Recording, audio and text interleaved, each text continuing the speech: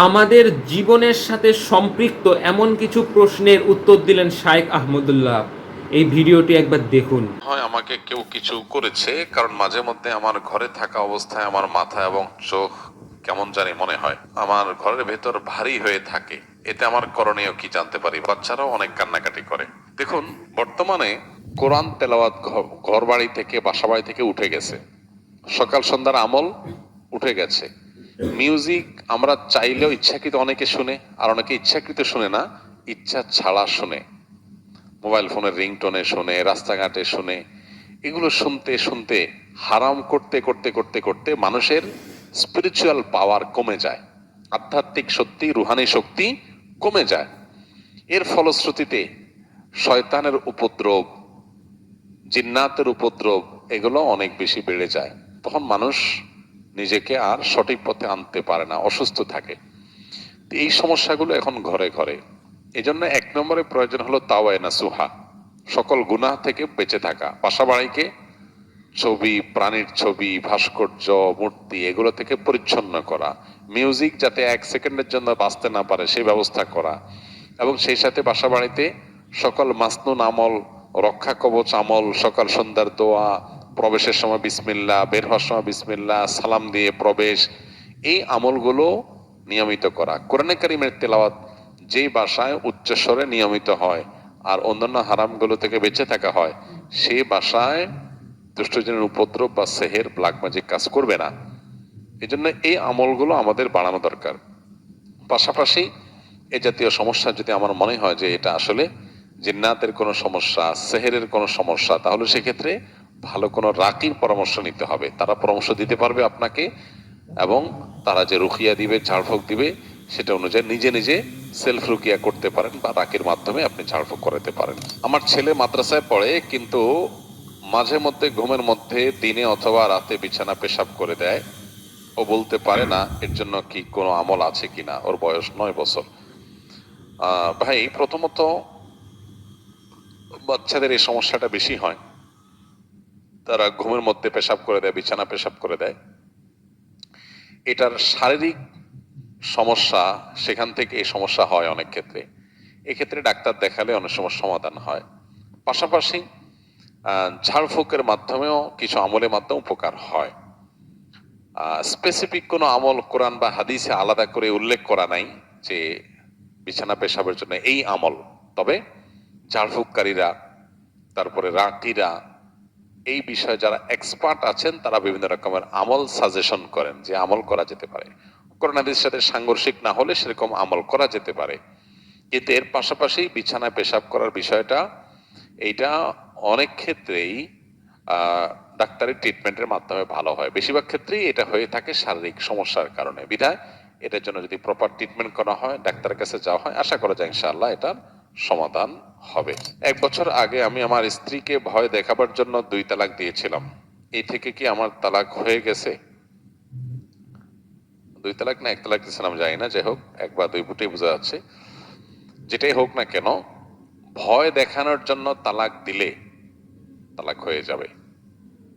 তালাক এমন একটা জিনিস, এটা আমি তালাক দেওয়ার নিয়তে বলি নাই, তাকে ভয় দেখাইতে বলছি। এটা বললে তালাক অকার্যকর থাকবে না, তালাক ঠিকই কার্যকর হয়ে যাবে। নবীজি সাল্লাল্লাহু আলাইহি সাল্লাম বলেছেন, সালাতুন জিদ্দুহুন্না জিদ্দুন ওয়া হাজলুহুন্না জিদ্দুন। 3টা বিষয় এমন আছে যেগুলো সত্যি সত্যি করলে যা হবে, রসিকতা করে, দুষ্টমি করে, অথবা অন্য কোনো উদ্দেশ্যে বললেও সেটা হয়ে যাবে। এর মধ্যে একটা হলো বিবাহ, আরেকটা হলো তালাক। এই যে বিবাহ, তালাক, এগুলো কিন্তু দুষ্টমি করে বললেও হয়ে যাবে, আবার সত্যি সত্যি বললেও হয়ে যাবে। এখন আপনি ভয় দেখানোর জন্য যদি বলেন যে তোমাকে তালাক দিলাম, তাহলে তালাক হয়ে যাবে। ভয় দেখানোর জন্য জিনিস খুঁজে পান না, তালাক দিবেন। ভয় দেখানোর জন্য আরো বহুত জিনিস আছে। আপনি ভয় দেখানোর জন্য একজনের বুকে ছুরি মেরে দিছেন, বুকে ছুরি মেরে দিছেন কেন? ভয় দেখানোর জন্য। কি বলেন? লোকটা মরে যাবে না বেঁচে থাকবে? যদি বলেন যে না, আমি তো মারার জন্য মারি নাই, ভয় দেখানোর জন্য মারছিলাম, এই কথা বললে কি লোকটা বেঁচে যাবে? তালাকটা এরকম। অনেকে তালাক সম্পর্কে জানেন না। এই জন্য আমি অনুরোধ করি, যারা বিয়ে শাদী করেন নাই, বিয়ের আগে তালাক সম্পর্কে ভালো করে জেনে নেন। তালাক সম্পর্কে যদি না জানেন, কখন কি সর্বনাশ করে ফেলবেন নিজেরটা নিজে টের পাবেন না। এবার আমাদের সতর্ক থাকতে হবে। আল্লাহ আমাদের বোঝার তৌফিক দান করুন।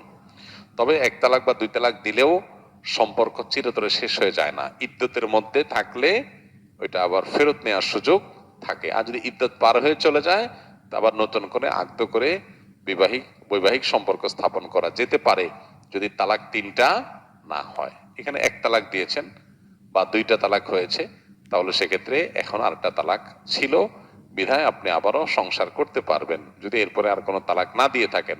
আর যদি ডেইলি আপনি ভয় দেখানোর জন্য তালাক দেন, তাহলে তো বহুত আগে শেষ হয়ে গেছে সম্পর্ক। আমি বর্তমানে সরকারি প্রাথমিক বিদ্যালয়ের শিক্ষক হিসাবে কর্মরত আছি। সম্প্রতি একটি শরিয়া ব্যাংক, আল্লাহ রাফা ইসলামী ব্যাংকে ভালো পদে বেতনে চাকরি হয়েছে। এমত অবস্থা আমার কোনটি বেছে নেওয়া উচিত? উল্লেখ্য, এই দুটি চাকরির কোনটি আমি চূড়ান্ত ক্যারিয়ার হিসাবে নিতে চাই না, যদি আল্লাহ তাআলা সরকারি প্রথম শ্রেণীর একটি হালাল চাকরির ব্যবস্থা করে দেন। ভাই আমার, আপনার ভবিষ্যৎ পরিকল্পনা যেটাই থাকুক না কেন, আমি বলতে চাই ব্যাংকের চাকরির বিপরীতে যদি শিক্ষকতার চাকরি পাওয়া যায়, সন্দেহাতীতভাবে শিক্ষকতার চাকরিকে ব্যাংকের চাকরির উপরে প্রায়োরিটি দেওয়া উচিত, অগ্রাধিকার দেওয়া উচিত। প্রথমত, আমাদের মানসিকতার মধ্যে একটা জিনিস সেট হয়ে গেছে যে আমাদের অনেক টাকা দরকার। এই জিনিসটা আমাদের সবার মানসিকতার মধ্যে সেট হয়ে গেছে। ভোগবাদী পৃথিবীটাকে এমন ভাবে সাজিয়েছে যে এখানে সবাই টাকা পয়সা কামাই করতে পারলে নিজেকে মনে করে আমি সাকসেস, আমি সফল। মানুষ সুখের পথ এটা নিশ্চিত করবার জন্য যতটা চেষ্টা করে, তার চেয়ে বেশি টাকা কামাই করার চেষ্টা করে। অনেক কাজ আছে যে কাজে টাকা নেই কিন্তু সুখ আছে। এখন এই পৃথিবীতে অবশ্য আমরা চিন্তাও করতে পারি না, টাকা না থাকলে আবার সুখ থাকে কেমনে, টাকা ছাড়া আবার সুখ হয় কিভাবে, আমরা চিন্তাই করতে পারি না। এখানে চলে আসে নবী সাল্লাল্লাহু আলাইহি ওয়াসাল্লামের হাদিস, যেখানে তিনি বলেছেন, লাইসাল গিনা বিকাসরাতিল আরদ ওয়ালাকিন্নাল গিনা গিনান নাফস। অনেক সম্পদ, এটার মালিক হয়ে যাওয়া, এটা মূলত ধনী হওয়া নয়। আসল ধনী হওয়া হলো মানসিকভাবে ধনী হওয়া। কোনো মানুষ যদি অল্প পেয়ে সে যদি বলে আলহামদুলিল্লাহ, আমারটা যা পাইছি এটা নিয়ে আমি অনেক সুখী, আমার আর চাহিদা নাই আল্লাহর কাছে, আমার তৃপ্তি আছে, আমি আল্লাহকে শুকরিয়া জানাই, আমার আর দরকার নেই, এই লোকটা ধনী। কারণ তার আর অভাব নাই, তার অন্তরে কোনো সংকীর্ণতা নাই, সে ধনী।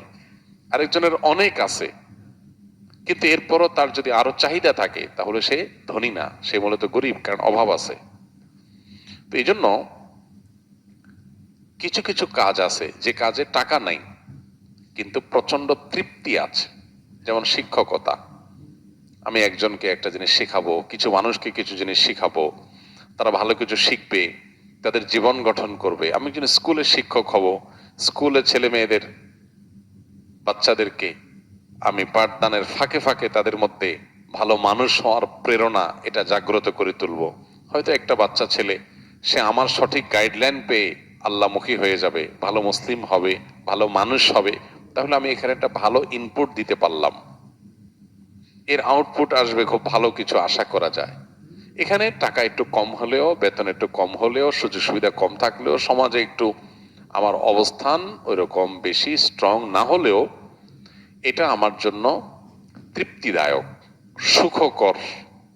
এর বিপরীতে আরেক জায়গায় আমি সার্ভিস দিচ্ছি কোম্পানিকে, বিনিময়ে কিছু টাকা পাচ্ছি, সেখানে আসলে সমাজ, ব্যক্তি, মানুষের প্রতি আমার কোনো বিশেষ অবদান থাকছে না, তৃপ্তিদায়ক, চক্ষু শীতলকারী কোনো অ্যাচিভমেন্ট, কোনো অর্জন হচ্ছে না। তাহলে সেই চাকরির তুলনায় আমার অবশ্যই ওই চাকরিকে প্রায়োরিটি দেওয়া উচিত যেখানে তুলনামূলকভাবে আমার অ্যাচিভমেন্ট, অর্জনটা বেশি হয়।